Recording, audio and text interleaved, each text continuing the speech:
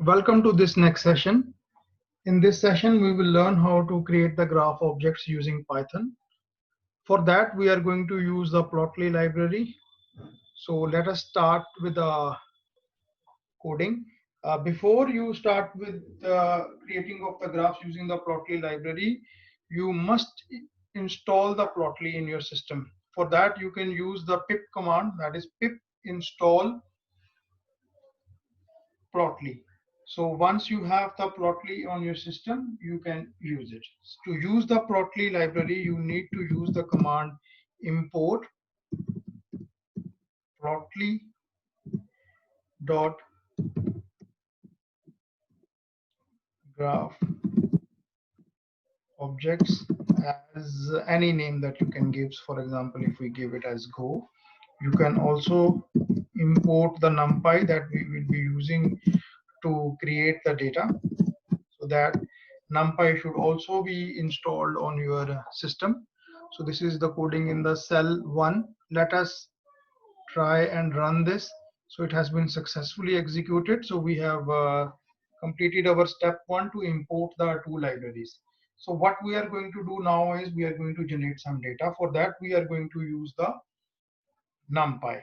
So what we can do is, let's say x is equals to np dot arrange. So we can just say that we want to arrange data from up to 10 and with a step of 1. So x is equals to np dot arrange, and the three parameters have been given. So in this example, we are going to plot the two lines so we can take the data for the both. So one line can be, let us say, double y is equals to x square. So this is the syntax for the x square. And the second can be triple y.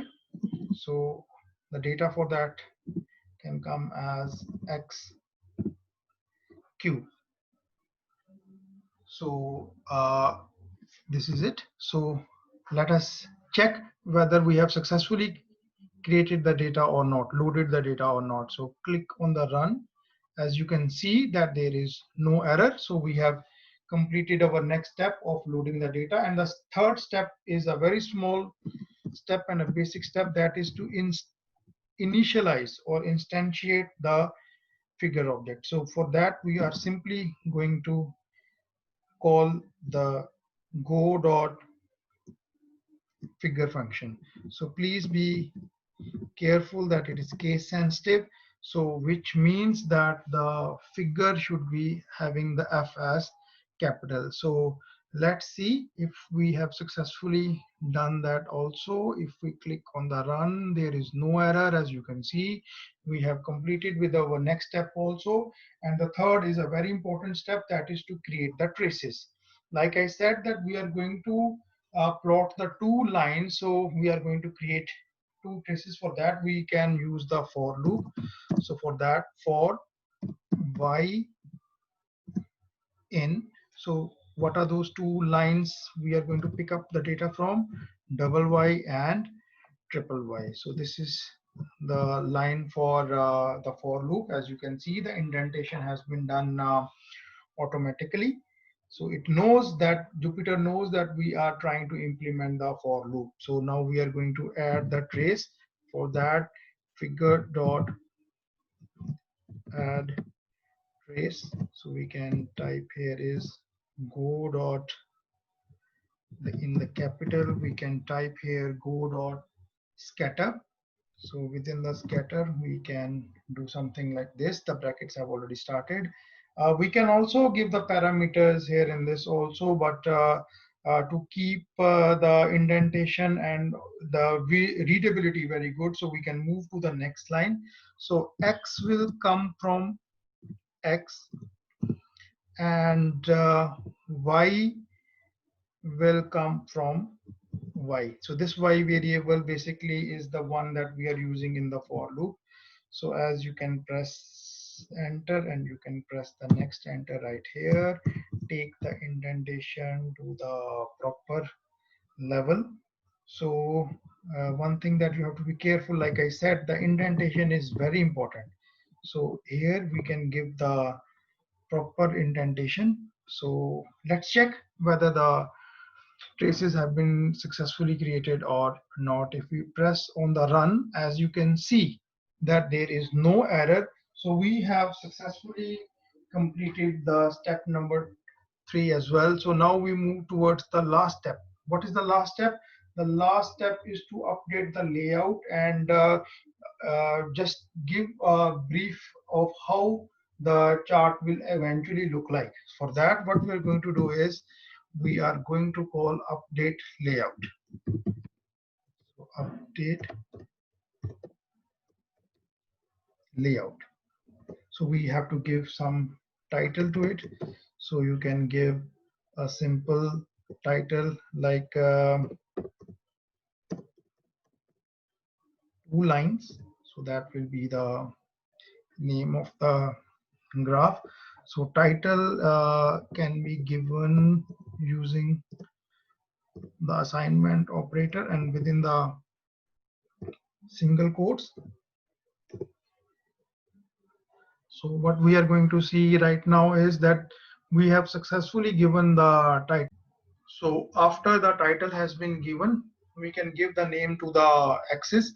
So for x-axis, we can give the title to the x-axis as x-axis underscore title is equal to whatever name that you want to give. For example, simply an x, and again you can press the enter.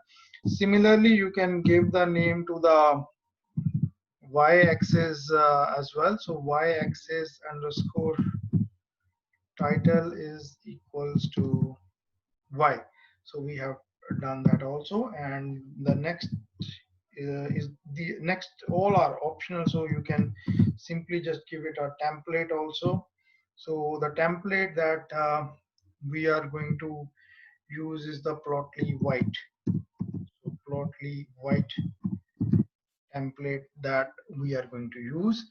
And like I said, that indentation is very important, and we are almost done here. So let's see if we have successfully completed the last step as well or not. So if I press the run button, so you can see that everything is in order. So we have completed all the steps successfully. So what we are left with is to see the output on the screen. So for that, what we are going to do is we can move down the same notebook. As you can see that the graph has been successfully plotted. Now, what's the difference here? The similar thing can be plotted even with the help of the Matplot library. So Matplotlib library. So what's the difference here? Like I said about the interaction. So here you can see if the mouse is positioned here, as you can see the cursor position. If I hold it, I can do something like this. I can increase it, just see, and I can also move it a little bit up, so that is okay. So that is from the top. Similarly, you can also do it from the middle. So if I hold it from the middle, you can see that the graph is moving from 0 to minus 200 and minus 400, something like that, and I can also move down. Similarly, you can do it on the x-axis as well. If I hold it from here, you can just see that the graph can increase or decrease. If I hold it from the middle, then the axis value changes. So this is the interactability. Can I also zoom in? Very easy. I think if you click somewhere here and I click somewhere here, then what you can see is that I am able to actually zoom into it and see the output. These are very basic things that we have seen in this. You can do much more than that.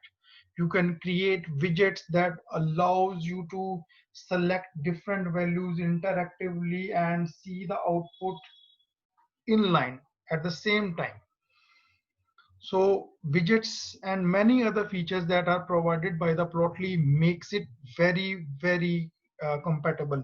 And like I said, because we are going to publish these graphs on the website and not take a printout in your thesis. So this kind of customization and interaction makes these Plotly library very useful.